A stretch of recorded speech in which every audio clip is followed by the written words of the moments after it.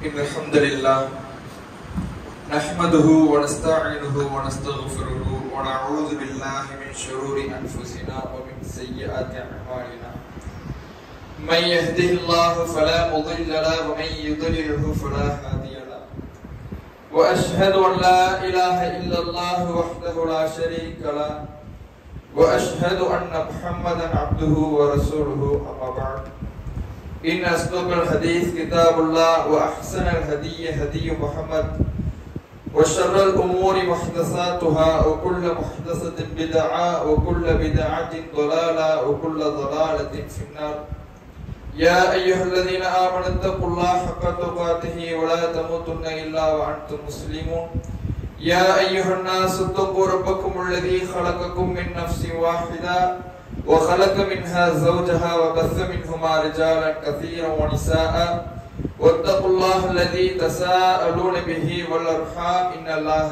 كان عليكم رقيبا ربي اشرح لي صدري ويسر لي أمري واحلل عقدة من لساني يفقهوا قولي ربي زدني علما எல்லாம் வல்ல ஏக இறைவனின் அன்பும் அருளும் நம் உயிரின மேலான நபிகள் நாயகம் ஸல்லல்லாஹு அலைஹி வஸல்லம் அவர்கள் மீதும் அவர்களது வாழ்க்கை வழிகாட்டுதல்களை தங்களால் இயன்றளவு பின்பற்றி வாழ்ந்து மறைந்த நபித்தோழர்கள் மீதும் நபித்தோழியர்கள் மீதும் குறிப்பாக ஜும்மா எனும் கடமை ஏற்று இங்கு குழுமியிருக்கும் நம் அவர்கள் அனைவர் மீதும் என்றென்றும் நின்று நிலவட்டுமாக.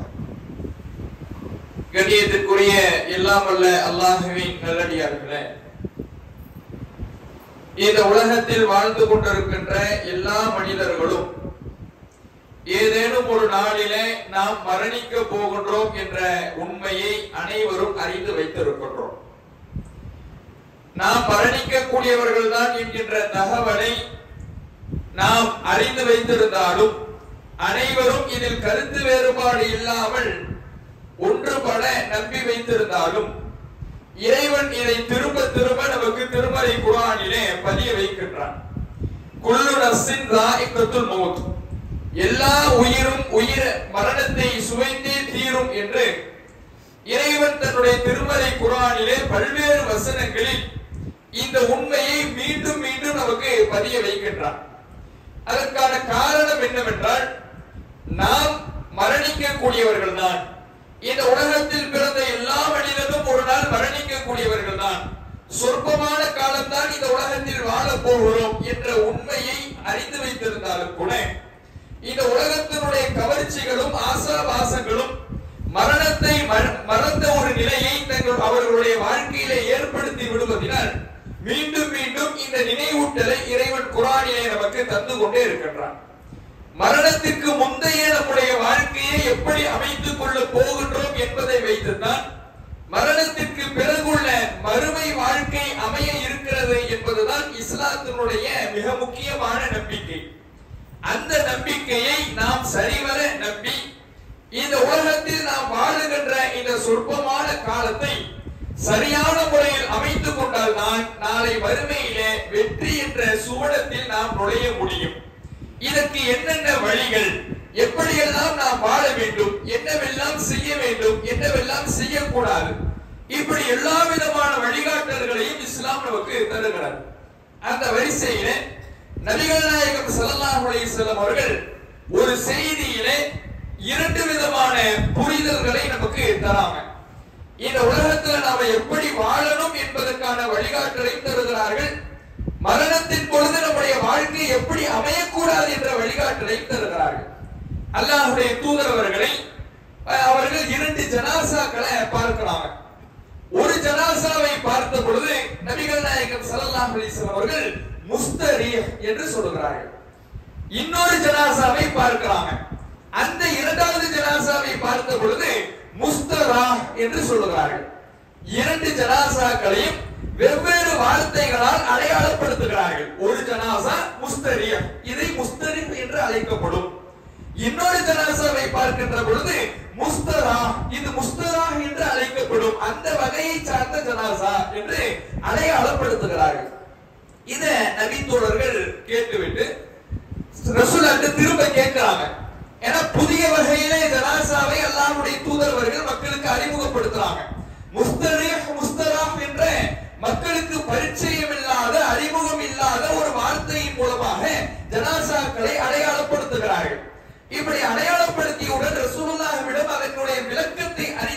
என்பதற்காக வேண்டி சஹாபாக்கள் கேள்வி கேட்கிறாங்க, மல் முஸ்தரீஹு யா ரசூலுல்லாஹ், அல்லாஹ்வுடைய தூதர் அவர்களே, முதல் ஜனாசாவை பார்த்ததும் முஸ்தரீஹ் என்று குறிப்பிட்டீர்களே, அப்படின்னா என்ன அப்படிங்கறாங்க.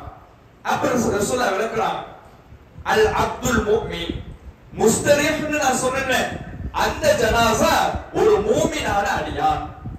அவன் எப்படி ஓய்வு பெறுகிறான் என்றால், யஸ்தரீஹு மின் நஸபி துன்யா வ அதாஹா, இந்த உலகத்தினுடைய கஷ்ட நஷ்டங்களிலிருந்தும் சோதனைகளிலிருந்தும் தீங்குகளிலிருந்தும் தீமைகளிலிருந்தும் தன்னுடைய மரணத்தின் மூலமாக ஒரு மூமினான அடியான் ஓய்வு பெற்றுக் கொள்கிறான், நிம்மதி அடைந்து கொள்கிறான்.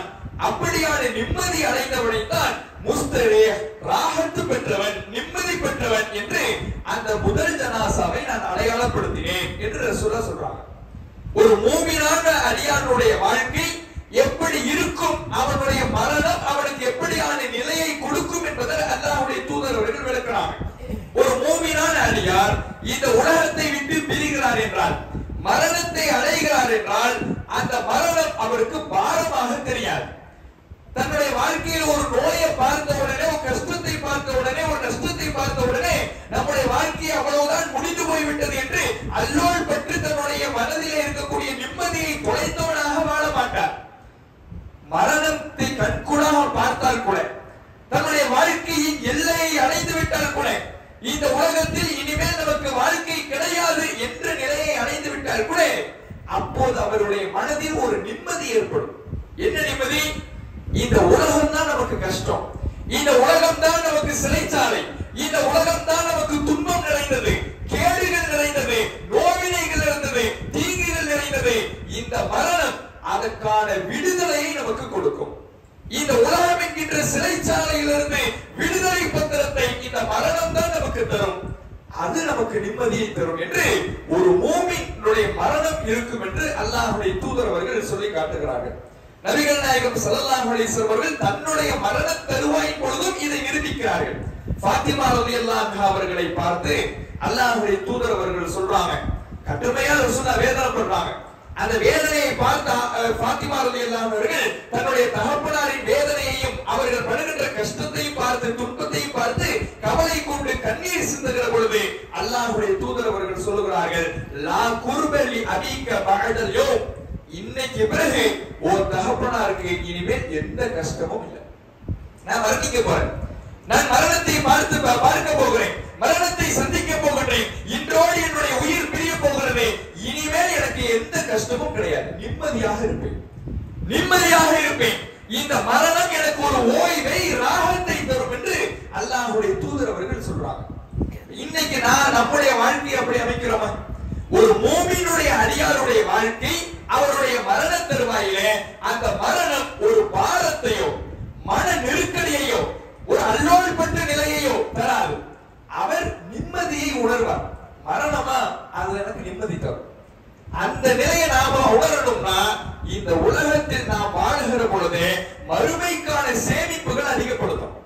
இந்த உலகம் தான் கஷ்டம், இந்த உலகம் தான் ஒரு மூமினுக்கு சிரமம். இதில் பல வழிகள், பல துன்பங்கள், பல கேடுகள். என்னுடைய இறையச்சத்தை, என்னுடைய ஈமானை தற்காத்துக் கொள்வதற்கான ஏற்பாடுகளை நான் செய்யணும். ஏராளமான தீமைகள் நிறைந்து காணப்படுகிறது. ஷைத்தானுடைய வலைகள் இந்த உலகத்தில் பின்னப்பட்டிருக்கிறது. அனைத்திலிருந்தும் என்ன நான் தற்காத்துக் கொள்ள போராட வேண்டி இருக்கிறது. இந்த சிறை வாழ்க்கையிலே என்னுடைய வாழ்க்கையை தக்க வைத்துக் கொள்ள நான் பெரும் சிரமம் எடுக்க வேண்டியது இருக்கிறது. இதுல இருந்தெல்லாம் எனக்கு இந்த கஷ்டம்லாம் நீங்கணும்னா மரணம், அந்த மரணம் இறைவன் நாடுகிற பொழுது வருகிறது என்றால் அது ஒரு மூமினான அடியாருக்கு சந்தோஷத்தை, மகிழ்ச்சியை, நிம்மதியை தரும் என்று நபிகள் நாயகம் ஸல்லல்லாஹு அலைஹி வஸல்லம் அவர்கள் சொல்றாங்க. ஆனா இன்னைக்கு எப்படி நிலைமை? ஒரு நோய் வந்து விட்டால் கூட பதறி போகிற நிலைமை பார்க்கிறோம். ஒரு நோய் வந்துருச்சுன்னா என்ன போகுது தெரியலையே, இன்னும் நான் செய்ய வேண்டியது எத்தனையோ இருக்கிறேன், இன்னும் முடிக்க வேண்டிய காரியம் எத்தனையோ இருக்கிறேன் என்று இந்த உலகத்தில் வாழ்வதற்கான, இந்த உலகத்தில் வாழ்க்கை தேவைகளை முடிப்பதற்கான என்ன ஓட்டங்கள் தான் இன்றைக்கு பலருடைய உள்ளத்தை ஆக்கிரமிக்கிறது. ஒரு நோய் வந்து விட்டால் கூட பதறி போகிற நிலையை பார்க்கிறோம். ஆனால் ஒரு மூமினான அடியார் அப்படி இருக்க மாட்டார். நான் வறுமைக்கான சேமிப்புகளை சேர்த்திருக்கிறேன், தொழுது இருக்கிறேன், நோன்பு பிடித்திருக்கிறேன், தர்மம் செய்திருக்கிறேன், குர்ஆன் ஓதி இருக்கிறேன், இறைவன்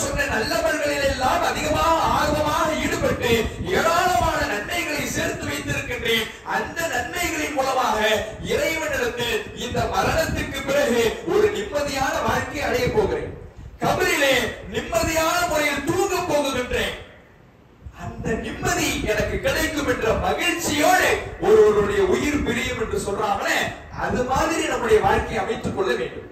இந்த மரணம் இந்த உலகத்திலிருந்து நமக்கு ஒரு நிம்மதியை தரணும். எவ்வளவு கஷ்டங்கள், எவ்வளவு துன்பங்கள், இந்த உலகத்தில் இருக்கக்கூடிய தீமைகள், பாவங்கள், அதிலே நாம் விழுந்து விடாமல் நம்மை தற்காத்துக் கொள்வது பெரும்பாலாக இருக்கிறது. இறையச்சத்துக்கு எதிரான பல்வேறு காட்சிகள் நம்முடைய கண்ணெதிரே தோன்றுகிற பொழுது அதிலிருந்து என்னை விடுபட்டுக் கொள்வதற்கு, என்னை தற்காத்துக் கொள்வதற்கு மிகப்பெரிய போராட்டம் செய்ய வேண்டியது இருக்கிறது. இந்த பாவங்களை எல்லாம் நான் வெறுத்து என்னுடைய இறையச்சத்தை தற்காத்து இந்த உலகத்தில் வாழுகிற பொழுது நிம்மதியை தொலைக்கின்றேன். உலகம் போகிற போக்க பார்த்தா என்னுடைய இந்த இஸ்லாத்துக்கு எதிரான இந்த உலகத்தின் போக்கு எனக்கு நிம்மதியை தரவில்லை. நான் மரணிக்கின்ற பொழுது, இறைவன் எனக்கு மரணத்தை நாடுகிற பொழுது, இந்த விஷயங்களில் இருந்தெல்லாம், இந்த பாவங்கள்ல இருந்தெல்லாம் நான் விடுதலை பெறதுனால நான் ஓய்வை பெறுகிறேன். இப்படி இருக்கணும் ஒரு மூமினுடைய நிலை. அப்துல் ரஹ்மான் இப்னு அவுஃப் ரலியல்லாஹு அன்ஹு அவர்கள், அப்துல் ரஹ்மான் இப்னு அவுஃப் ரலியல்லாஹு அன்ஹு அவர்கள் ரசூலுல்லாஹ்வுடைய காலத்துக்கு பிறகு அவர் நோன்பாளியா இருக்கிறார். நோன்புலாம் தொடங்குறாரு. நிறைய உணவுகள் அவருக்கு கொண்டு வந்து வைக்கப்படுது. நிறைய வகை வகையான உணவுகள் கொண்டு வந்து வைக்கப்பட்ட உடனே அவர் கடுமையாக அழுகிறார். கண்களிலிருந்து கண்ணீர் வடிந்து கொண்டே இருக்கிறார். இதை பார்த்து அவருடைய உதவியாளர் கேட்கிறாரு, மா யுபுகி, எதுக்காக அழுவுறீங்க? எல்லாரும் சாப்பாடு கொண்டு வந்து வச்சா, வகை வகையான உணவுகள் கண் முன்னால் வைக்கப்பட்டால் அதை உண்பதற்குத்தான் அவருடைய மனம் நாடும். அதை சாப்பிடணும், வகை வகையான உணவை அனுபவித்து விட வேண்டும். இதுதான் ஒவ்வொரு மனிதனுடைய உள்ளத்திலேயும் தோன்றும். ஆனா உணவுடைய வகைகளை பார்த்த உடனே கடுமை அழ ஆரம்பிச்சிடுறாரு. அதனாலதான் ஆச்சரியப்பட்டு கேட்கிறாரு, எதுக்கு அழுவுறீங்க? அப்ப அப்துல் ரஹ்மான் இப்னு அவுஃப் ரலியல்லாஹு அன்ஹு அவர்கள் அந்த உதவியாளருக்கு சொல்லுகிறார், நாங்கள் நபிகள் நாயகம் ஸல்லல்லாஹு அலைஹி வஸல்லம் அவர்களோடு வாழ்ந்த பொழுது, அவர்களுடைய காலத்தில் வாழ்ந்த பொழுது சிறந்த ஒரு வாழ்க்கையை வாழ்ந்தோம். அப்போதே முஸாப் இப்னு உமைர் அவர்கள் கொல்லப்பட்டார். வகான கைரம் மின்னா, அவர் எங்களில் மிகச்சிறந்த மனிதராக இருந்தார். ஆனால் அவர் மரணிக்கின்ற பொழுது அவரை சரியான முறையில் கஃனிடுவதற்கு கூட எங்களிடத்தில் துணி இல்லை. தலையை மூடுனா காலு தெரியுது, காலை மூடுனா தலை தெரியுது. இப்படியான ஒரு நெருக்கடியான ஒரு சிரமம் மிகுந்த ஒரு வாழ்க்கையை வாழ்ந்துதான் அவர் மரணித்தார். ஆனா எங்களில் சிறந்தவராக அவர் ஆகிட்டார். ஏன்? குழப்பங்கள் இல்லாத காலத்துல, குழப்பங்கள் தோன்றினாலும் இறையச்ச உரைகளை ஊட்டி எங்களை தற்காக்கின்ற நபிகள் நாயகம் ஸல்லல்லாஹு அலைஹி வஸல்லம் அவர்கள் எங்களோடு இருந்ததினால் அப்போதே அவங்க மரணிச்சுட்டாங்க. இந்த பாவத்திலே எல்லாம் விழல, குழப்பத்திலே எல்லாம் விழுந்துடல. அதனால எங்களிலேயே அவர்கள் சிறந்தவர்களாக ஆகிவிட்டார்கள். காசு பணம் இல்லை, சிரமப்பட்டோம். கஃனிடுவதற்கு கூட ஆடை இல்லை, சாப்பிடுவதற்கு சரியான சாப்பாடு இல்லை, உடுத்துவதற்கு சரியான உடை கிடையாது, இருப்பதற்கு தங்குவதற்கு இடம் கிடையாது. இப்படியான சிரமங்கள், ஏழ்மைகள் எங்களுடைய வாழ்க்கையை அல்லாஹ்வுடைய தூதர் அவர்களுடைய காலத்தில் புரட்டி போட்டாலும், நெருக்கடிக்குள்ளாக்கினாலும் அது நன்மைகள் நிறைந்த காலம். அந்த காலத்திலேயே அவர்கள் எல்லாம் மரணித்து விட்டதால், மரணத்தில் முந்தி சென்று விட்டதால் எங்களை விட சிறந்தவர்களாக அவர்கள் ஆகிவிட்டார்கள்.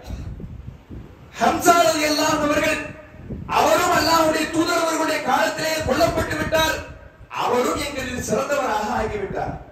ஆனா இன்னைக்கு இருக்கிற நாங்கள்லாம், ரசூலுல்லாஹ்வுடைய காலத்திற்கு பிறகு இருக்கக்கூடிய நாங்கள் எல்லாம் பல சோதனைகளே, பல குழப்பங்களிலே விழுந்து விட்டோம்.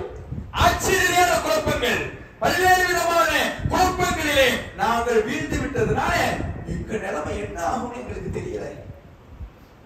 நாங்கள் அல்லாஹ்வுடைய தூதர் அவர்களுடைய காலத்துல ஓடி ஓடி தேடி தேடி சென்ற நன்மைகளை எல்லாம் இந்த உலக வசதி வாய்ப்புகளாக அல்லாஹ் தந்து விட்டானோ என்று நான் அஞ்சியதின் காரணத்தினாலதான் நான் அழுதேன். ரசூலுல்லாஹ்வுடைய காலத்துல எத்தனையோ நன்மை நாங்க செஞ்சோம், தொழுதோம், நோன்பு பெற்றோம், நோன்பு நோற்றோம், தர்மம் செய்தோம்.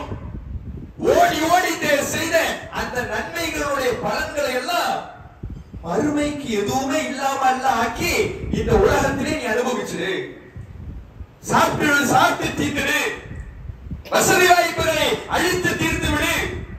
எப்படி அல்லாஹ் தந்துட்டானோ மறுமையில் அல்லாஹ் முன்னால போய் நிற்கும் பொழுது ஒண்ணுமே இல்லாம போயிடுமோ, இதை நினைத்து நான் அழுகிறேன். அப்ப இவருடைய மனசுல எது நிம்மதியை தருது? இந்த உலகத்தில் வாழ்வது இவருக்கு நிம்மதியை தரவில்லை. உலகத்தின் குழப்பத்திலே வீழ்வது இவருக்கு நிம்மதியை தரவில்லை. பாவங்களில் சூழ்ந்திருப்பது இவருக்கு நிம்மதியை தரவில்லை. இவருக்கு எது நிம்மதி தருதுன்னா, முஸஅப் இப்னு உமைர் மரணிச்சிட்டாரே, அல்லாஹ்வுடைய பாதையில கொல்லப்பட்டுட்டாரே, அது இவருக்கு நிம்மதி தருது. ஹம்சா கொல்லப்பட்டு விட்டாரே, அது இவருக்கு நிம்மதி தருது. இது போன்று நாமளும் மரணிச்சுட்டா இந்த பாவங்கள்ல விழுந்துடாம இருந்திருக்கலாமே. அப்ப நிம்மதி என்பது இந்த உலக வாழ்க்கையில் இல்லை, மறுமையில் தான் இருக்கிறது என்பதை ஆழமாக நம்பி அந்த மறுமையை மட்டும் முழு கவனத்தோடு முழு நோக்கத்தோடு இந்த உலகத்தில் செயல்பட்டு ஏராளமான நன்மைகளை நாம் சேர்த்து வைத்து விட்டால் நம்முடைய மரணம் நமக்கு நிம்மதியை தரும். அந்த நேரத்தில் மன நெருக்கடி வராது. இத ரசூலுல்லாஹ் முஸ்தரீஹ், ஒரு மூமினான அடியானுடைய மரணம் முஸ்தரீஹாக நிம்மதி பெறக்கூடியவராக இருக்க வேண்டும் என்பதை சொல்லி காட்டுறாங்க. அடுத்தது ஒரு ஜனாசாவை பார்த்தாங்கல்ல, அந்த ஜனாசாவை முஸ்தராஹ் மின்ஹு அப்படிங்கிறாங்க. அதையும் ரசூலுல்லாஹ்ட்ட சஹாபாக்கள் கேட்கிறாங்க, மல் முஸ்தராஹ் மின்ஹு யா ரசூலுல்லாஹ், அல்லாஹ்வுடைய தூதர் அவர்களே, முஸ்தராஹ் என்றால் யார்? முஸ்தரீஹ்னா விளக்கம் சொல்லிட்டீங்க, முஸ்தராஹ்னா யாரு அப்படின்னு கேட்கிறாங்க. அப்ப ரசூலுல்லாஹ் அதை விளக்குறாங்க. முஸ்தராஹ்னா யாருன்னா அல் அப்துல் ஃபாஜிர், பாவியான ஒரு அடியார். மூமினான அடியார் கிடையாது, நல்லடியார் கிடையாது, இறை நெருக்கத்தை பெறக்கூடியவர் கிடையாது, மறுமையை வெற்றி பெறக்கூடியவர் கிடையாது, பாவியான மறுமையில் நஷ்டமடையக்கூடிய ஒரு அடியார். அவருடைய நிலை எப்படி இருந்திருக்கும்? உலகத்தில் வாழ்ந்த பொழுது, அவர் மரணிக்கும் பொழுது அவருடைய மரணம் எப்படி இருக்கும்? யஸ்தரீஹு மின்ஹுல் இபாத் வல் பிலாத் வல் ஷஜர் வத் தவாப். அவருக்கு நிம்மதி கிடைக்காது. அவர் மௌத்தாகும் பொழுது, பாவி மௌத்தாகும் பொழுது, பாவம் செய்தவர் மரணிக்கின்ற பொழுது அவருக்கு நிம்மதி கிடைக்காது. யாருக்கு நிம்மதி கிடைக்கும்? மற்ற மனிதர்கள் எல்லாம் அவருடைய மரணத்தின் மூலமாக நிம்மதியை அடைவார்கள். ஊரே நிம்மதி அடையும். மரம், செடி, கொடி, விலங்கு எல்லாம் நிம்மதி பெறும் இவருடைய மரணத்தால். நல்ல வேலை செத்தார், நல்ல வேலை ஒழித்தார், நல்ல வேலை மௌத்தானா, இப்படியான ஒரு பெயரை அவர் வாழும் பொழுது எடுத்திருப்பார். அவருடைய மரணம் பிறருக்கு நிம்மதி தரும். இப்படியான நிலையை நீங்க ஏற்படுத்திக்காதீங்க. அது பாவிகளுடைய மரண நிலை என்று நபிகள் நாயகம் ஸல்லல்லாஹு அலைஹி வஸல்லம் அவர்கள் சொல்கிறார்கள். நம்ம இந்த உலகத்தில் வாழுகிற பொழுது பல மனிதர்களோடு கூட்டாக வாழக்கூடியவர்களாக இருக்கிறோம். ஒரு சமூக அமைப்பிலே, கட்டமைப்பிலே வாழக்கூடியவர்களாக இருக்கிறோம். நாம் பார்க்கின்ற மனிதர்கள் நம்முடைய குடும்பத்தார், நம்முடைய உறவினர்கள், நண்பர்கள், நமக்கு தெரிந்தவர்கள், தெரியாதவர்கள், ஊரார் என்று எல்லோரிடத்திலையும் நல்ல முறையில் பழகக்கூடியவர்களாக இருக்கிறோம். அவர்களுடைய கடுமையாக பேசி அவர்களுடைய மனதை நோவினைப்படுத்துகிற வகையிலே நம்முடைய வாழ்க்கை இருக்கக்கூடாது. அநியாயம் செய்கின்ற வகையிலே நம்முடைய வாழ்க்கை இருக்கக்கூடாது. அவர்களுடைய மானத்தை பறிக்கின்ற வகையிலே நம்முடைய வாழ்க்கை இருக்கக்கூடாது. அவர்களுக்கு பொருளாதாரத்தை அநியாயம் செய்கின்ற வகையில் இருக்கக்கூடாது. இப்படி அவர்களுடைய புனிதங்களை பேணி இஸ்லாம் இன்னொரு மனிதரோடு எப்படி பழக வேண்டும் என்று நமக்கு வழிகாட்டுகிறதோ அப்படி பழகக்கூடியவர்களாக இருக்கணும். நம்முடைய பேச்சில் இஸ்லாத்தை கடைபிடிக்க வேண்டும். பேச்சில் இன்னொருவரை காயப்படுத்தி விடக் கூடாது. அப்படி இல்லாம நீங்கள் வாழ வேண்டும். உங்களுடைய மரணம் இன்னொருத்தருக்கு ராகத்தாயிடக்கூடாது. நல்ல வேலை போயிட்டான், நல்ல வேலை ஒழிஞ்சான். சில பேரை பார்க்கிறோம், குடும்பத்திலே இது மாதிரியான நிலைகள் இருக்கு. குடும்பத்துல சரியான முறையிலே அந்த குடும்பத்தாரோடு நடந்து கொள்வது கிடையாது, மனைவி மக்களோடு சரியாக நடந்து கொள்வது கிடையாது, தன்னுடைய பிள்ளைகளோடு சரியான முறையிலே நடந்து கொள்வது கிடையாது, உறவினர்களுக்கு செய்கின்ற அநியாயம் என்று இப்படி மனிதர்களுக்கு கேடு தருகின்ற வாழ்க்கையாக தன்னுடைய வாழ்க்கையை வாழ்ந்தவருடைய மரண நிலையெல்லாம் பார்த்தா குடும்பத்தாருக்கு கவலை இல்லாம இருக்கிறாங்க. இதை விட ஒரு கேவலம் வேணுமா? இந்த நிலையை பாவிகளுடைய நிலையாக அல்லாஹ்வுடைய தூதர் அவர்கள் சொல்லி காட்டுறாங்க. சிந்திச்சு பாருங்க, எவ்வளவு பெரிய ஒரு மோசமான நிலை.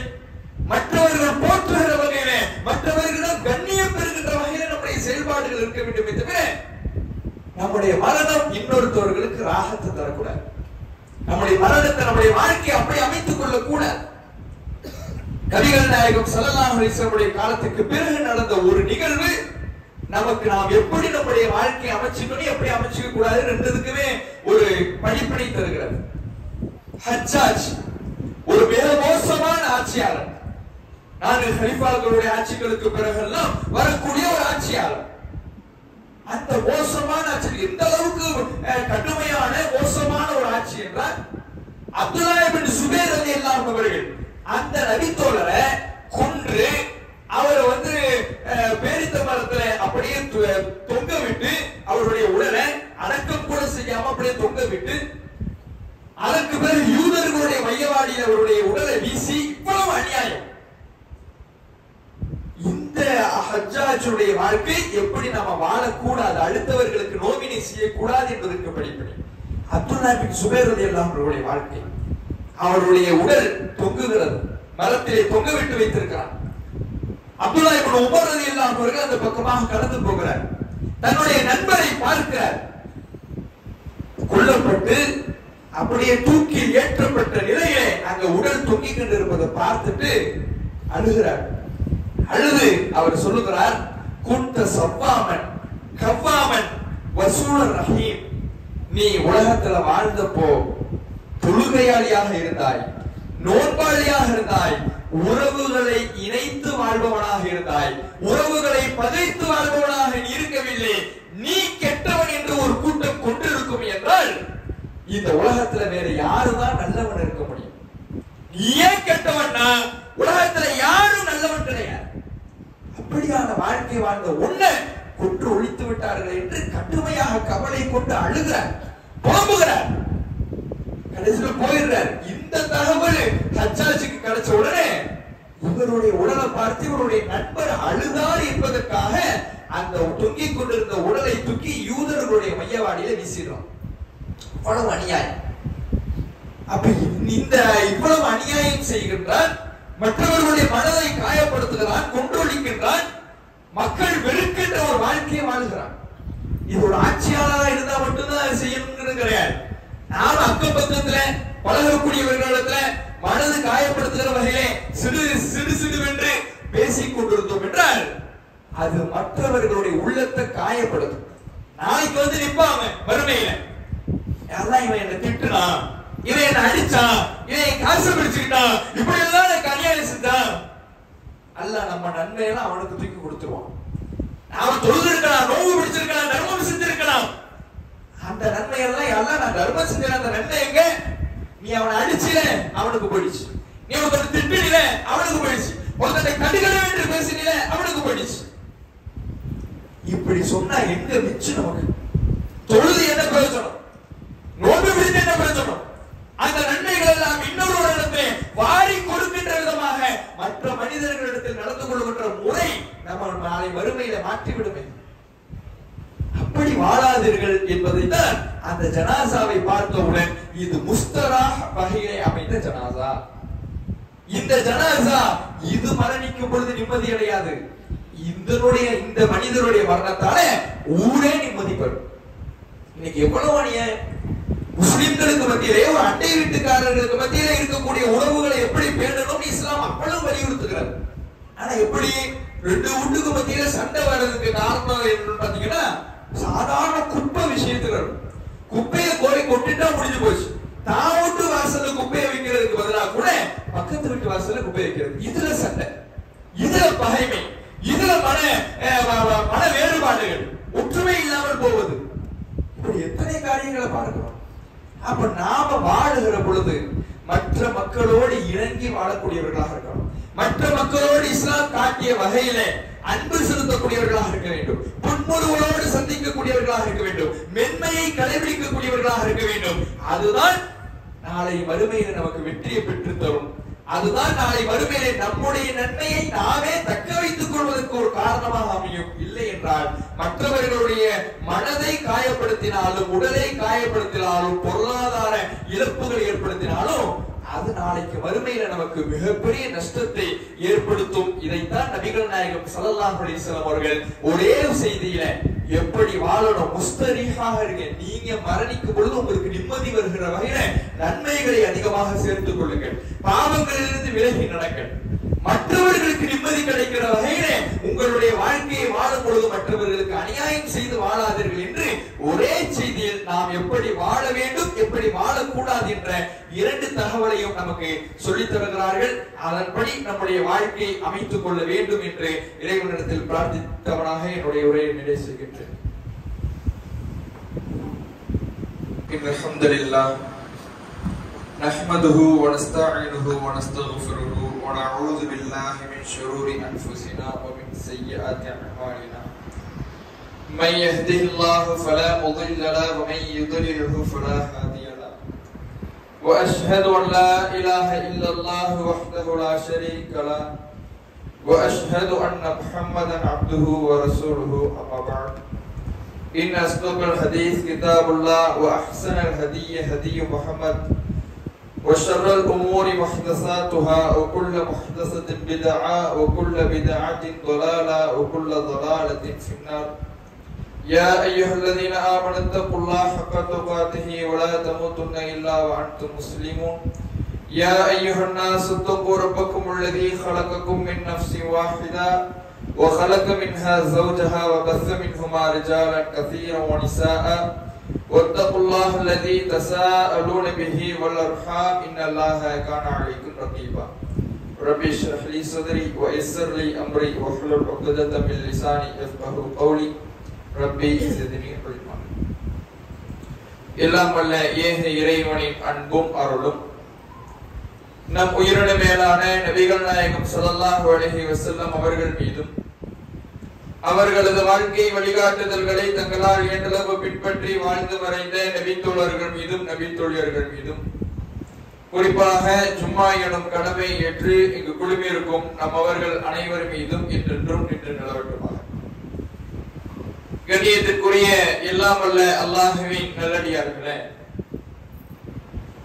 இந்த உலகத்தில் வாழ்ந்து கொண்டிருக்கின்ற எல்லா மனிதர்களும் ஏதேனும் ஒரு நாளிலே நாம் மரணிக்க போகின்றோம் என்ற உண்மையை அனைவரும் அறிந்து வைத்திருக்கின்றோம். நாம் மரணிக்க கூடியவர்கள் தான் என்கின்ற தகவலை நாம் அறிந்து வைத்திருந்தாலும் அனைவரும் இதில் கருத்து வேறுபாடு இல்லாமல் ஒன்றுபட நம்பி வைத்திருந்தாலும் இறைவன் இதை திரும்ப திரும்ப நமக்கு திருமறை குர்ஆனிலே பதிய வைக்கின்றான். குல்லு நஃப்ஸின் ஸாயிகத்துல் மௌத், எல்லா உயிரும் மரணத்தை சுவைத்தே தீரும் என்று இறைவன் தன்னுடைய திருமறை குர்ஆனிலே பல்வேறு வசனங்களில் இந்த உண்மையை மீண்டும் மீண்டும் நமக்கு பதிய வைக்கின்றான். அதற்கான காரணம் என்னவென்றால், நாம் மரணிக்க கூடியவர்கள் தான். இந்த உலகத்தில் பிறந்த எல்லா மனிதனும் ஒரு நாள் மரணிக்க கூடியவர்கள் தான். சொற்பமான காலம்தான் இந்த உலகத்தில் வாழ போகிறோம் என்ற உண்மையை அறிந்து வைத்திருந்தாலும் கூட இந்த உலகத்தினுடைய கவர்ச்சிகளும் ஆசாபாசங்களும் மரணத்தை மறந்த ஒரு நிலையை அவர்களுடைய வாழ்க்கையிலே ஏற்படுத்தி விடுவதனால் மீண்டும் மீண்டும் இந்த நினைவூட்டலை இறைவன் குர்ஆனிலே நமக்கு தந்து கொண்டே இருக்கின்றான். மரணத்திற்கு முந்தைய நம்முடைய வாழ்க்கையை எப்படி அமைத்துக் கொள்ள போகின்றோம் என்பதை வைத்துத்தான் மரணத்திற்கு பிறகுள்ள மறுமை வாழ்க்கை அமைய இருக்கிறது என்பதுதான் இஸ்லாத்தினுடைய மிக முக்கியமான நம்பிக்கை. அந்த நம்பிக்கையை நாம் சரிவர நம்பி இந்த உலகத்தில் நாம் வாழுகின்ற இந்த சொற்பமான காலத்தை சரியான முறையில் அமைத்துக் கொண்டால் தான் நாளை மறுமையிலே வெற்றி என்ற சுவடத்தில் நாம் நுழைய முடியும்.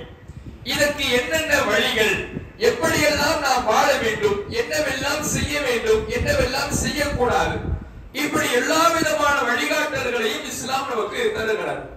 அந்த வரிசையில நபிகள் நாயகம் ஸல்லல்லாஹு அலைஹி வஸல்லம் அவர்கள் ஒரு செய்தியிலே 2 விதமான புரிதல்களை நமக்கு தராங்க.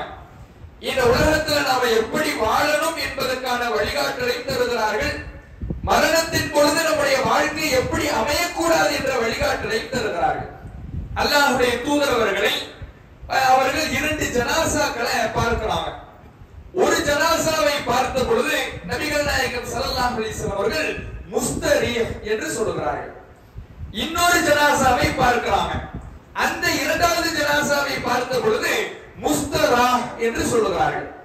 இரண்டு ஜனாசாக்களையும் வெவ்வேறு வார்த்தைகளால் அடையாளப்படுத்துகிறார்கள். ஒரு ஜனாசா முஸ்தரியா, இதை முஸ்தரிப் என்று அழைக்கப்படும். இன்னொரு ஜனாசாவை பார்க்கின்ற பொழுது முஸ்தரா, இது முஸ்தரா என்று அழைக்கப்படும். அந்த வகையை சார்ந்த ஜனாசா என்று அடையாளப்படுத்துகிறார்கள். இத நபி தோழர்கள் கேட்டுவிட்டு ரசூலுல்லாஹ்ட்ட திரும்ப கேட்கிறாங்க.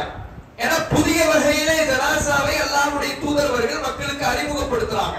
முஸ்தரிஹ் முஸ்தராஹ் என்ற மக்களுக்கு பரிச்சயம் இல்லாத, அறிமுகம் இல்லாத ஒரு வார்த்தையின் மூலமாக ஜனாசாக்களை அடையாளப்படுத்துகிறார்கள்.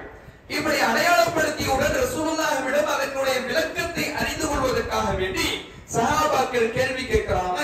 மல் முஸ்தரிஹ் யா ரசூலுல்லாஹ், அல்லாஹ்வுடைய தூதர் அவர்களே, முதல் ஜனாசாவை பார்த்ததும் முஸ்தரிஹ் என்று குறிப்பிட்டீர்களே, அப்படின்னா என்ன அப்படிங்கறாங்க. அப்ப ரசூலுல்லாஹ் விளக்குறாங்க. அல் அப்துல் முஃமின், முஸ்தரிஹ்னு நான் சொன்னேன், அந்த ஜனாசா ஒரு மூமினான அடியான். அவன் எப்படி ஓய்வு பெறுகிறான் என்றால் யஸ்தரிஹு மின் நஸபி துன்யா வ அதாஹா, இந்த உலகத்தினுடைய கஷ்ட நஷ்டங்களிலிருந்தும் சோதனைகளிலிருந்தும் தீங்குகளிலிருந்தும் தீமைகளிலிருந்தும் தன்னுடைய மரணத்தின் மூலமாக ஒரு மூமினான அடியான் ஓய்வு பெற்றுக் கொள்கிறான், நிம்மதி அடைந்து கொள்கிறான். அப்படியான நிம்மதி அடைந்தவனை தான் முஸ்தரிஹ், ராஹத்து பெற்றவன், நிம்மதி பெற்றவன் என்று அந்த முதல் ஜனாசாவை நான் அடையாளப்படுத்தினேன் என்று ரசூலுல்லாஹ் சொல்றாங்க. ஒரு மூமினான அடியானுடைய வாழ்க்கை எப்படி இருக்கும், அவனுடைய மரணம் அவனுக்கு எப்படியான நிலையை கொடுக்கும் என்பதை அல்லாஹ்வுடைய தூதர் அவர்கள் விளக்குறாங்க. ஒரு மூமினான அடியார் இந்த உலகத்தை விட்டு பிரிகிறார் என்றால், மரணத்தை அடைகிறார் என்றால், அந்த மரணம் அவருக்கு பாரமாக தெரியாது. தன்னுடைய வாழ்க்கையில் ஒரு நோயை பார்த்த உடனே, ஒரு கஷ்டத்தை பார்த்த உடனே, ஒரு நஷ்டத்தை பார்த்த உடனே நம்முடைய வாழ்க்கை அவ்வளவுதான் முடிந்து போய்விட்டது என்று அல்லோல் பற்றி தன்னுடைய மனதிலே இருக்கக்கூடிய நிம்மதியை தொலைத்தவனாக வாழ மாட்டார். மரணத்தை கண்கூடாக பார்த்தால் கூட, தன்னுடைய வாழ்க்கையின் எல்லையை அடைந்து விட்டால் கூட, இந்த உலகத்தில் இனிமேல் நமக்கு வாழ்க்கை கிடையாது என்ற நிலையை அடைந்து விட்டால் கூட, அப்போது அவருடைய மனதில் ஒரு நிம்மதி ஏற்படும். என்ன நிம்மதி? இந்த உலகம் தான் நமக்கு கஷ்டம், இந்த உலகம் தான் நமக்கு சிறைச்சாலை, இந்த உலகம் தான் நமக்கு துன்பம் நிறைந்தது, கேடுகள் நிறைந்தது, நோவினைகள் இருந்தது, தீங்குகள் நிறைந்தது. இந்த மரணம் அதற்கான விடுதலையை நமக்கு கொடுக்கும். இந்த உலகம் என்கின்ற சிறைச்சாலையிலிருந்து விடுதலை பத்திரத்தை இந்த மரணம் தான் நமக்கு தரும். அது நமக்கு நிம்மதியை தரும் என்று ஒரு மூமினுடைய மரணம் இருக்கும் என்று அல்லாஹ்வுடைய தூதர் அவர்கள் சொல்லி காட்டுகிறார்கள். நபிகள் நாயகம் ஸல்லல்லாஹு அலைஹி வஸல்லம் அவர்கள் தன்னுடைய மரண தருவாயின் பொழுதும் இதை நிரூபிக்கிறார்கள். ஃபாத்திமா ரலியல்லாஹு அன்ஹா அவர்களை பார்த்து அல்லாஹ்வுடைய தூதர் அவர்கள் சொல்றாங்க, கடுமையா ரசூலுல்லாஹ் வேதனைப்படுறாங்க. அந்த வேதனையை பார்த்த ஃபாத்திமா ரலியல்லாஹு அன்ஹா அவர்கள் தன்னுடைய தகப்பனாரின் வேதனையையும் அவர்கள் படுகின்ற கஷ்டத்தையும் பார்த்து, துன்பத்தையும் பார்த்து கவலை கொண்டு கண்ணீர் சிந்துகிற பொழுது அல்லாஹ்வுடைய தூதர் அவர்கள் சொல்லுகிறார்கள், லா குர்பலி அபீக பஅதல் யௌம், இன்னைக்கு பிறகு ஒரு தகப்பனாருக்கு இனிமேல் எந்த கஷ்டமும் இல்லை. நான் மரணிக்க போறேன், நான் மரணத்தை பார்க்க போகிறேன், மரணத்தை சந்திக்க போகிறேன், இன்றோடு என்னுடைய உயிர் பிரிய போகிறது, இனிமேல் எனக்கு எந்த கஷ்டமும் கிடையாது, நிம்மதியாக இருப்பேன், நிம்மதியாக இருப்பேன். இந்த மரணம் எனக்கு ஒரு ஓய்வை, ராகத்தை தரும் என்று அல்லாஹ்வுடைய தூதர் அவர்கள் சொல்றாங்க. இன்னைக்கு நான் நம்முடைய வாழ்க்கையை அப்படி அமைக்கிறோமா? ஒரு மூமினுடைய அடியாருடைய வாழ்க்கை அவருடைய மரண தருவாயிலே அந்த மரணம் ஒரு பாரத்தையோ மன நெருக்கடியையோ ஒரு அல்லோல்பட்ட நிலையையோ தராது. அவர் நிம்மதியை உணர்வார். மரணமா அது எனக்கு நிம்மதி தரும். அந்த நிலையை நாம உணரணும்னா இந்த உலகத்தில் நாம் வாழுகிற பொழுது மறுமைக்கான சேமிப்புகள் அதிகப்படுத்தும். இந்த உலகம் தான் கஷ்டம், இந்த உலகம் தான் ஒரு மூமினுக்கு சிரமம். இதிலே பல வழிகள், பல துன்பங்கள், பல கேடுகள். என்னுடைய இறையச்சத்தை, என்னுடைய ஈமானை தற்காத்துக் கொள்வதற்கான ஏற்பாடுகளை நான் செய்யணும். ஏராளமான தீமைகள் நிறைந்து காணப்படுகிறது. ஷைத்தானுடைய வலைகள் இந்த உலகத்தில் பின்னப்பட்டிருக்கிறது. அனைத்திலிருந்தும் என்ன நான் தற்காத்துக் கொள்ள போராட வேண்டியிருக்கிறது. இந்த சிறை வாழ்க்கையிலே என்னுடைய வாழ்க்கையை தக்க வைத்துக் கொள்ள நான் பெரும் சிரமம் எடுக்க வேண்டியது இருக்கிறது. இதிலிருந்தெல்லாம் எனக்கு இந்த கஷ்டம்லாம் நீங்கணும்னா மரணம், அந்த மரணம் இறைவன் நாடுகிற பொழுது வருகிறது என்றால் அது ஒரு மூமினான அடியாருக்கு சந்தோஷத்தை, மகிழ்ச்சியை, நிம்மதியை தரும் என்று நபிகள் நாயகம் ஸல்லல்லாஹு அலைஹி வஸல்லம் அவர்கள் சொல்றாங்க. ஆனா இன்னைக்கு எப்படி நிலைமை? ஒரு நோய் வந்து விட்டால் கூட பதறி போகிற நிலைமை பார்க்கிறோம். ஒரு நோய் வந்துருச்சுன்னா என்ன போது தெரியலையே, இன்னும் நான் செய்ய வேண்டியது எத்தனையோ இருக்கிறேன், இன்னும் முடிக்க வேண்டிய காரியம் எத்தனையோ இருக்கிறேன் என்று இந்த உலகத்தில் வாழ்வதற்கான, இந்த உலகத்தில் வாழ்க்கை தேவைகளை முடிப்பதற்கான என்ன ஓட்டங்கள் தான் இன்றைக்கு பலருடைய உள்ளத்தை ஆக்கிரமிக்கிறது.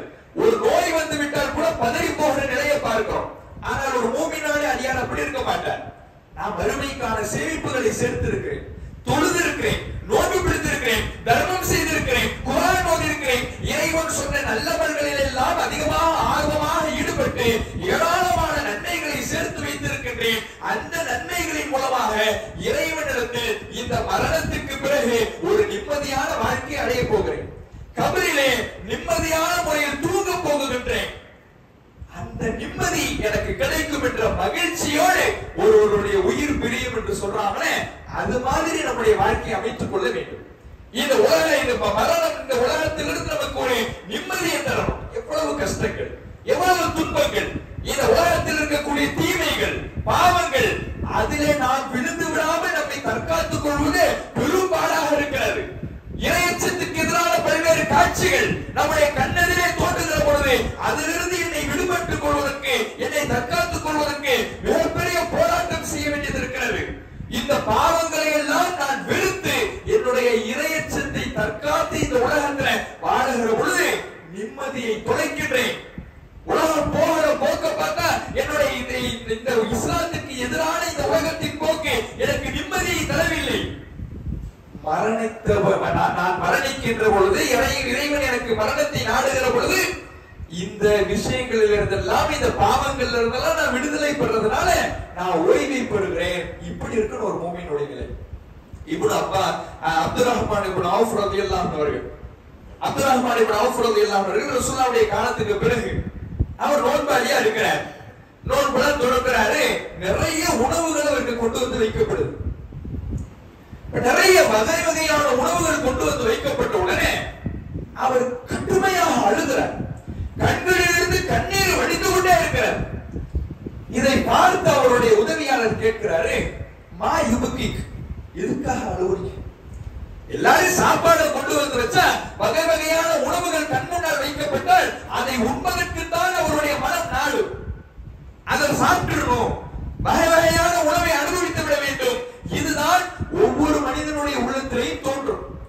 ஆனா உணவுடைய வகைகளை பார்த்த உடனே கடுமையா அழ ஆரம்பிச்சுறாரு. அதனாலதான் ஆச்சரியப்பட்டு கேட்கிறாரு, எதுக்கு அழுவுறீங்க? அப்ப அப்துர் ரஹ்மான் இப்னு அவுஃப் ரலியல்லாஹு அன்ஹு அவர்கள் அந்த உதவியாளருக்கு சொல்லுகிறார், நாங்கள் நபிகள் நாயகம் ஸல்லல்லாஹு அலைஹி வஸல்லம் அவர்களோடு வாழ்ந்த பொழுது, அவர்களுடைய காலத்தில் வாழ்ந்த பொழுது சிறந்த ஒரு வாழ்க்கையை வாழ்ந்தோம். அப்போதே முஸாப் இப்னு உமைர் அவர்கள் கொல்லப்பட்டார். வகான கைரம் மின்னா, அவர் எங்களில் மிகச்சிறந்த மனிதராக இருந்தார்.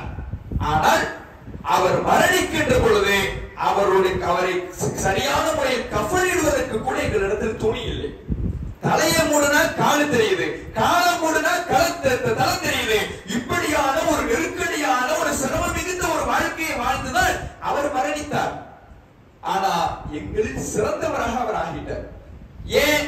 குழப்பங்கள் இல்லாத காலத்துல, குழப்பங்கள் தோன்றினாலும் இறையச்சத்து உரைகளை ஊட்டி எங்களை தற்காக்கின்ற நபிகள் நாயகம் ஸல்லல்லாஹு அலைஹி வஸல்லம் அவர்கள் எங்களோடு இருந்ததினால் அப்போதே அவங்க மரணிச்சுட்டாங்க.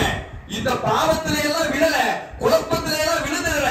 அதனால எங்களிலேயே அவர்கள் சிறந்தவர்களாக ஆகிவிட்டார்கள். காசு பணம் இல்லை, சிரமப்பட்டோம், கஃனிடுவதற்கு கூட ஆடை இல்லை, சாப்பிடுவதற்கு சரியான சாப்பாடு இல்லை, உடுத்துவதற்கு சரியான உடை கிடையாது, இருப்பதற்கு தங்குவதற்கு இடம் கிடையாது. இப்படியான சிரமங்கள், ஏழ்மைகள் எங்களுடைய வாழ்க்கையை அல்லாஹ்வுடைய தூதர் அவர்களுடைய காலத்தில் புரட்டி போட்டாலும், நெருக்கடிக்குள்ளாக்கினாலும் அது நன்மைகள் நிறைந்த காலம். அந்த காலத்திலேயே அவர்கள் எல்லாம் மரணித்து விட்டதால், மரணத்தில் முந்தி சென்று விட்டதால் எங்களை விட சிறந்தவர்களாக அவர்கள் ஆகிவிட்டார்கள். ஹம்சா ரலியல்லாஹு அன்ஹு அவர்கள், அவரும் அல்லாஹ்வுடைய தூதர் அவர்களுடைய காலத்திலேயே கொல்லப்பட்டு விட்டார்.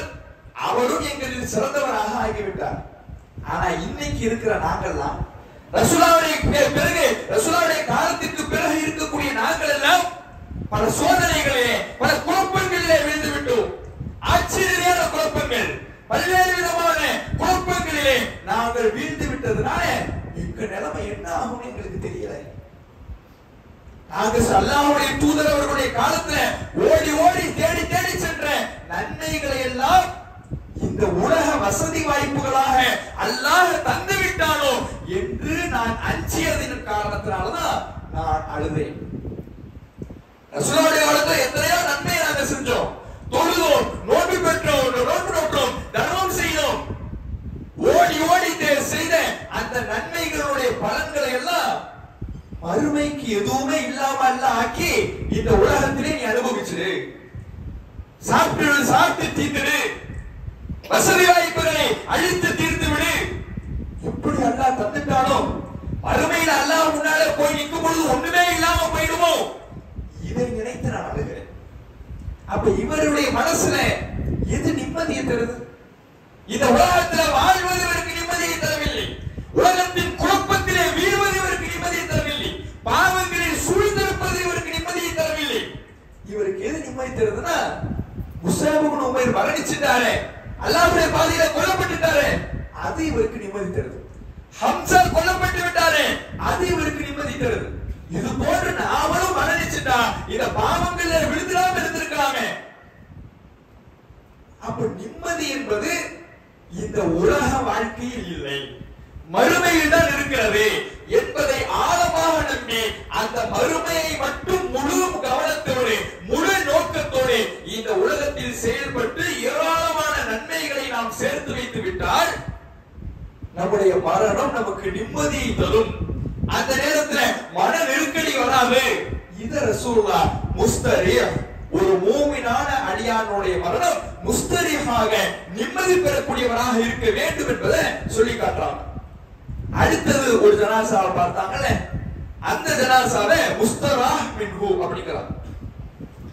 அதையும் ரசூலுல்லாஹ்ட்ட சஹாபாக்கள் கேட்கிறாங்க, மல் முஸ்தராஹ் மின்ஹு யா ரசூலுல்லாஹ், அல்லாஹ்வுடைய தூதர் அவர்களே, முஸ்தராஹ் என்றால் யார்? முஸ்தரீஹ்னா விளக்கம் சொல்லிட்டீங்க, முஸ்தராஹ்னா யாரு அப்படின்னு கேட்கிறாங்க. அப்ப ரசூலுல்லாஹ் அதை விளக்குறாங்க. முஸ்தராஹ்னா யாருன்னா அல் அப்துல் ஃபாஜிர், பாவியான ஒரு அடியார், மூமினான அடியார் கிடையாது, நல்லடியார் கிடையாது, இறை நெருக்கத்தை பெறக்கூடியவர் கிடையாது, மறுமையை வெற்றி பெறக்கூடியவர் கிடையாது, பாவியான மறுமையில் நஷ்டமடையக்கூடிய ஒரு அடியார். அவருடைய நிலை எப்படி இருந்திருக்கும்? உலகத்தில் வாழ்ந்த பொழுது, அவர் மரணிக்கும் பொழுது அவருடைய மரணம் எப்படி இருக்கும்? யஸ்தரீஹு மின்ஹுல் இபாத் வல் பிலாத் வல் ஷஜர் வத் தவாப். அவருக்கு நிம்மதி கிடைக்காது. அவர் மௌத்தாகும் பொழுது, பாவி மௌத்தாகும் பொழுது, பாவம் செய்தவர் மரணிக்கின்ற பொழுது அவருக்கு நிம்மதி கிடைக்காது. யாருக்கு நிம்மதி கிடைக்கும்? மற்ற மனிதர்கள் எல்லாம் அவருடைய மரணத்தின் மூலமாக நிம்மதியை அடைவார்கள். ஊரே நிம்மதி அடையும், மரம் செடி கொடி விலங்கு எல்லாம் நிம்மதி பெறும் இவருடைய மரணத்தால். நல்ல வேலை செத்தார், நல்ல வேலை ஒழிஞ்சார், நல்ல வேலை மௌத்தானா, இப்படியான ஒரு பெயரை அவர் வாழும் பொழுது எடுத்திருப்பார். அவருடைய மரணம் பிறருக்கு நிம்மதி தரும். இப்படியான நிலையை நீங்க ஏற்படுத்திக்காதீங்க, அது பாவிகளுடைய மரண நிலை என்று நபிகள் நாயகம் ஸல்லல்லாஹு அலைஹி வஸல்லம் அவர்கள் சொல்கிறார்கள். நம்ம இந்த உலகத்தில் வாழுகிற பொழுது பல மனிதர்களோடு கூட்டாக வாழக்கூடியவர்களாக இருக்கிறோம், ஒரு சமூக அமைப்பிலே கட்டமைப்பிலே வாழக்கூடியவர்களாக இருக்கிறோம். நாம் பார்க்கின்ற மனிதர்கள் நம்முடைய குடும்பத்தார், நம்முடைய உறவினர்கள், நண்பர்கள், நமக்கு தெரிந்தவர்கள், தெரியாதவர்கள், ஊரார் என்று எல்லோரிடத்திலையும் நல்ல முறையில் பழகக்கூடியவர்களாக இருக்கிறோம். அவர்களுடைய கடுமையாக பேசி அவர்களுடைய மனதை நோவினைப்படுத்துகிற வகையிலே நம்முடைய வாழ்க்கை இருக்கக்கூடாது, அநியாயம் செய்கின்ற வகையிலே நம்முடைய வாழ்க்கை இருக்கக்கூடாது, அவர்களுடைய மானத்தை பறிக்கின்ற வகையிலே நம்முடைய வாழ்க்கை இருக்கக்கூடாது, அவர்களுக்கு பொருளாதாரத்தை அநியாயம் செய்கின்ற வகையில் இருக்கக்கூடாது. இப்படி அவர்களுடைய புனிதங்களை பேணி இஸ்லாம் இன்னொரு மனிதனோடு எப்படி பழக வேண்டும் என்று நமக்கு வழிகாட்டுகிறதோ அப்படி பழகக்கூடியவர்களாக இருக்கணும். நம்முடைய பேச்சில் இஸ்லாத்தை கடைபிடிக்க வேண்டும், பேச்சில் இன்னொருவரை காயப்படுத்தி விடக் கூடாது.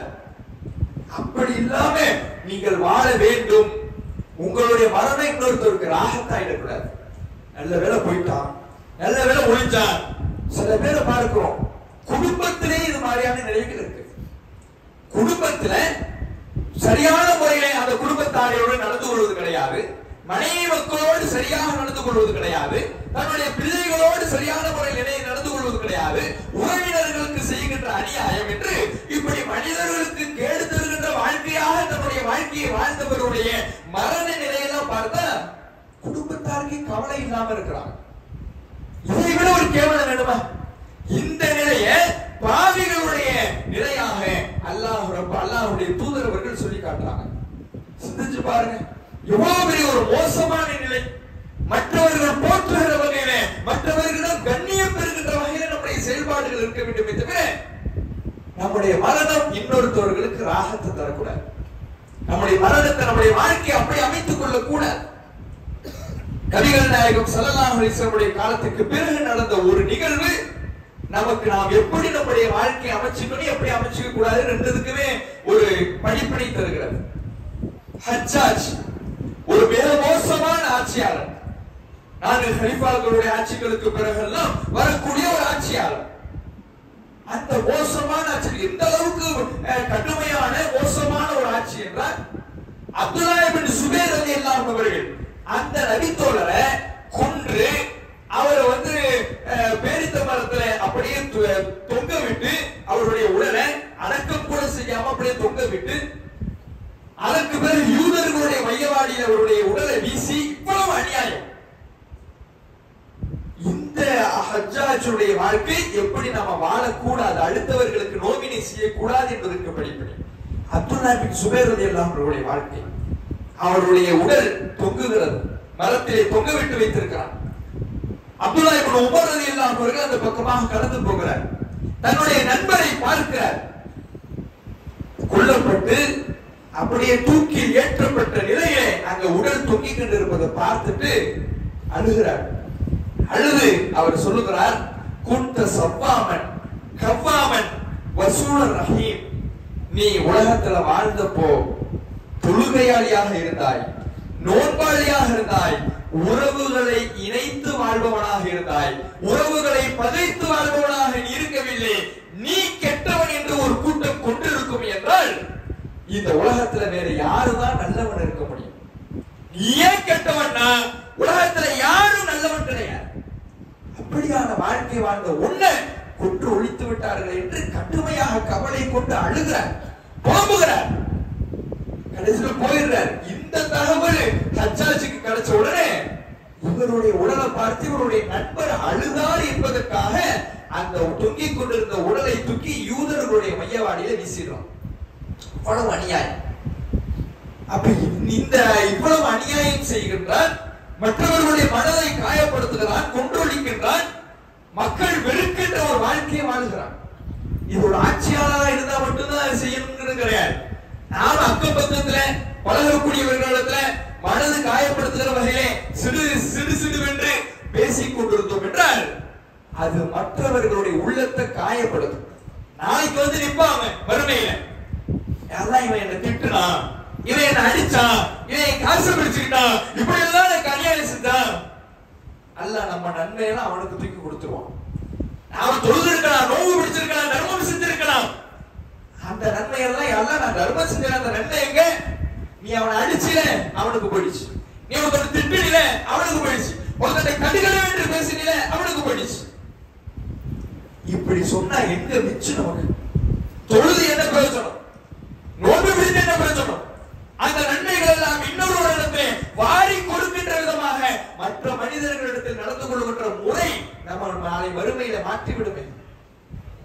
அப்படி வாழாதீர்கள் என்பதை தான் அந்த ஜனாசாவை பார்த்தவுடன் இது முஸ்தராஹ் வகையிலே அமைந்த ஜனாசா. இந்த ஜனாசா இது மரணிக்கும் பொழுது நிம்மதி அடையாது. இந்த மனிதனுடைய மரணத்தால ஊரே நிம்மதி பெறும். இன்னைக்கு எவ்வளவு அநியாயம்! முஸ்லிம்களுக்கு மத்தியிலே, ஒரு அண்டை வீட்டுக்காரர்களுக்கு மத்தியிலே இருக்கக்கூடிய உறவுகளை எப்படி பேணணும் இஸ்லாம் அவ்வளவு வலியுறுத்துகிறது. ஆனா எப்படி 2 வீட்டுக்கு மத்தியில சண்டை வர்றதுக்கு காரணம் என்னன்னு பாத்தீங்கன்னா, சாதாரண குப்பை விஷயத்துல குப்பையை கோரி கொட்டிட்டா முடிஞ்சு போச்சு.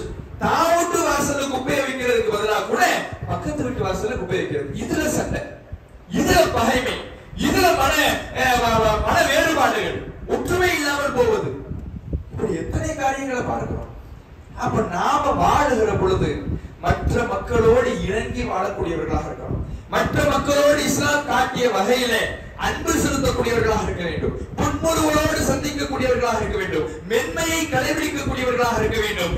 அதுதான் நாளை மறுமையில நமக்கு வெற்றியை பெற்று தரும்.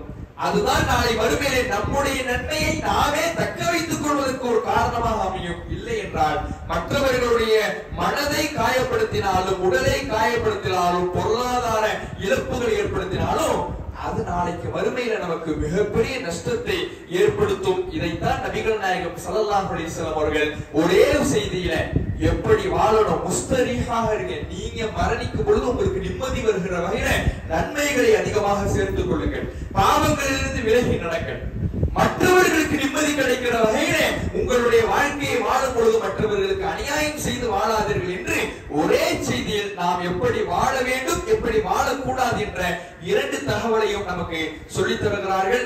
அதன்படி நம்முடைய வாழ்க்கையை அமைத்துக் கொள்ள வேண்டும் என்று இறைவனிடத்தில் பிரார்த்தித்தவனாக என்னுடைய உரையை நிறைவு செய்கின்றேன்.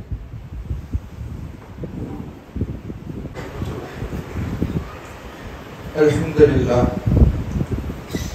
கண்ணியத்திற்குரிய எல்லாம் வல்ல அல்லாஹ்வின் நல்லடியார்களே,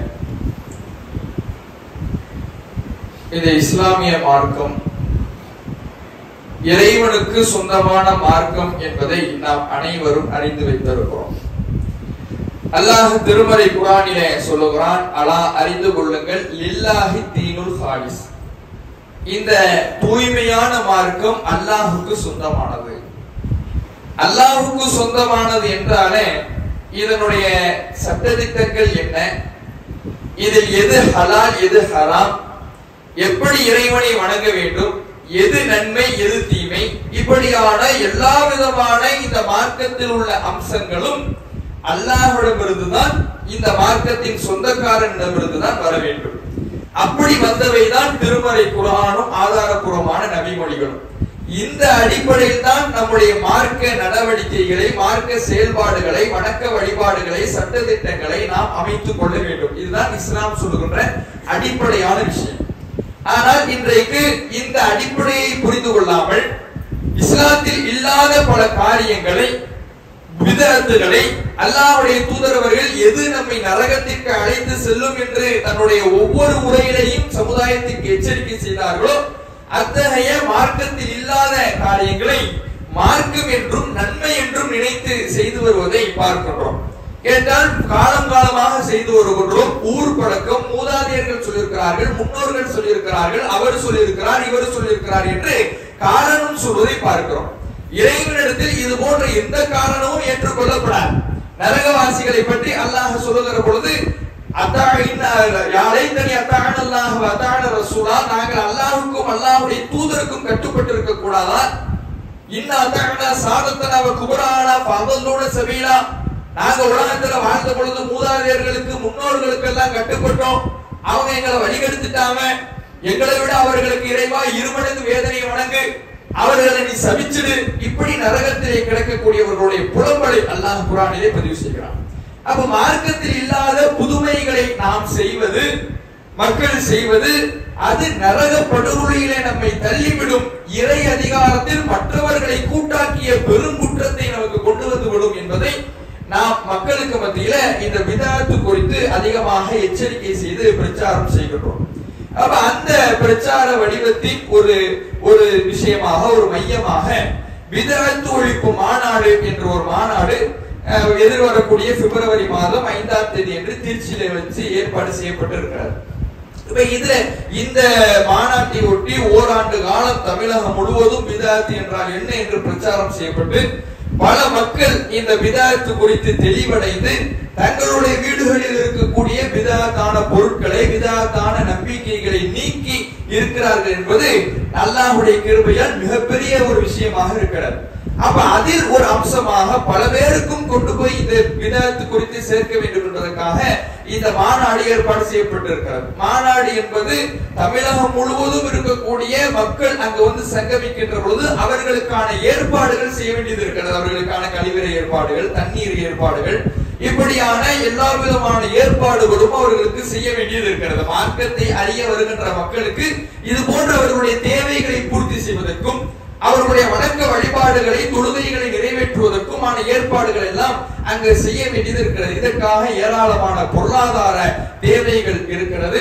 எதிர்வரக்கூடிய ஜும்மாவிலே இதற்கான எதிர்வரக்கூடிய ஜும்மாவில் ஏற்படக்கூடிய வசூலை அந்த மாநாட்டு பணிக்காக பயன்படுத்த இருக்கிறார்கள். இன்ஷா அல்லாஹ் தாராளமாக வரக்கூடிய ஜும்மா வசூலை அதிகமாக பாரி வழங்குமாறு கேட்டுக்கொண்டு என்னுடைய உரையை நிறைவு செய்கிறேன். அஸ்ஸலாமு அலைக்கும் வரஹ்மத்துல்லாஹி.